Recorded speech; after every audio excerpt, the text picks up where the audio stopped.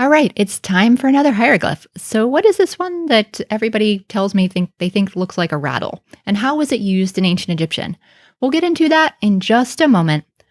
Welcome to Voices of Ancient Egypt. If you're new here, I'd love it if you'd click subscribe and ring that bell so you don't miss future videos like this one. All right, so what was this exactly? This one is definitely not an obvious one.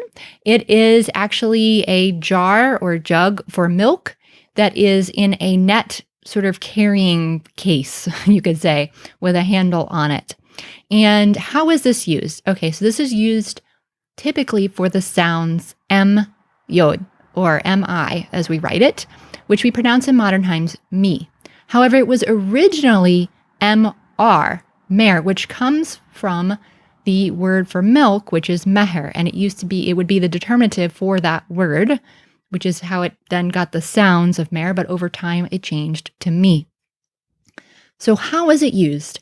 One of the most common words that this occurred in, of course, it can be in a lot of different words, but one of the most common words it was used in is the preposition meaning as or like, as in similar, kind of like, not like as in I like this book.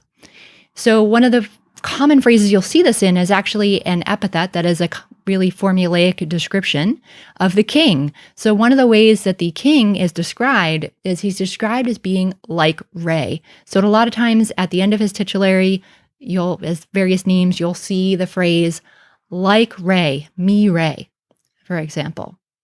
Now, one of the other places you'll see this used, and this is a word that's not super common, but you may have actually come across before because I have to say us moderns are very fond of it, and that is the word for cat, which is spelled with this sign because we would pronounce it in modern times miu, and it's M-yod-wow, or M-I-W, with the either cat determinative or a tail of an animal determinative.